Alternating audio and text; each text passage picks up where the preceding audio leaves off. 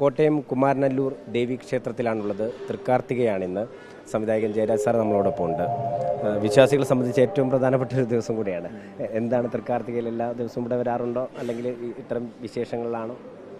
ഞാൻ വരാറുണ്ട്. പക്ഷേ എൻ്റെ ജീവിതത്തിൽ ഏറ്റവും വലിയൊരു ആഗ്രഹമായിരുന്നു കാർത്തികയ്ക്ക് ഒന്ന് വരണമെന്നുള്ളത്. കാരണം എപ്പോഴും ഇവിടെ അടുക്കാൻ പറ്റാതെ തിരക്കായിരിക്കും. ആ സമയത്ത് വരാൻ പറ്റില്ല. നമ്മൾ വീട്ടിൽ കാർത്തിക ദൈവം തെളിക്കുകയുള്ളൂ. പക്ഷേ ഇപ്രാവശ്യം ഭാഗ്യവശാൽ എന്നോട് സംഘാടകർ പറഞ്ഞു ഒന്ന് ആദ്യ തിരി തെളിക്കണം എന്ന് പറഞ്ഞപ്പോൾ എൻ്റെ ജീവിതത്തിൽ ഏറ്റവും വലിയൊരു ഭാഗ്യമായിട്ട് ഞാൻ ഈ മുഹൂർത്തം കാണും. കാരണം എന്നും ചെറുപ്പകാലം തൊട്ട് നമ്മളുടെ മനസ്സിലുള്ള കുമാരനല്ലൂർ തൃക്കാർത്തിക എന്ന് പറയുന്നത് ഏതോ ഒരു അജ്ഞാത ഒരു ശക്തി നമ്മുടെ മനസ്സിൽ എപ്പോഴും സൂക്ഷിക്കാറുണ്ട്.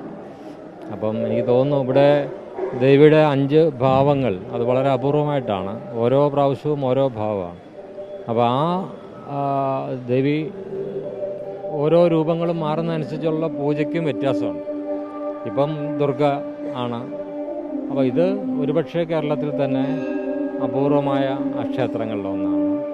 പിന്നെ വടക്കുന്നാഥനുമായിട്ടുള്ള ഒരു ബന്ധം, ഈ തെക്കേ മതിലിൽ വടക്കുന്നാഥ ക്ഷേത്രവും തമ്മിലുള്ള ഒരു ഐതിഹ്യം, അതൊക്കെ നമ്മൾ വളരെ ചെറുപ്പം തൊട്ട് കേൾക്കുന്നുണ്ടെങ്കിലും ഇവിടെ വരാനും തൃക്കാർത്തികയ്ക്ക് ആദ്യ തിരി തെളിക്കാനും കഴിഞ്ഞത് ജീവിതത്തിലെ ഏറ്റവും വലിയ ഭാഗ്യമായിട്ട് കാണുന്നു. പുതിയ വർക്ക് ശാന്തമി രാത്രിയിൽ പുതിയ വർക്കിൻ്റെ വിശേഷങ്ങൾ എന്തൊക്കെയാണുള്ളത്?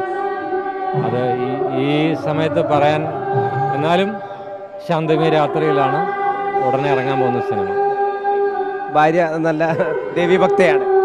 അതെ അതെ, ഞാൻ എൻ്റെ നാട്ടിൽ തിരുമാന്താംകുന്ന് ഭഗവതി ക്ഷേത്രമുണ്ട്. അതുപോലെ ഒരു വലിയൊരു ക്ഷേത്രമായിട്ടാണ് ഞാൻ ഇതിനെ ആദ്യമായിട്ടാണ് ഇവിടെ വരുന്നത്.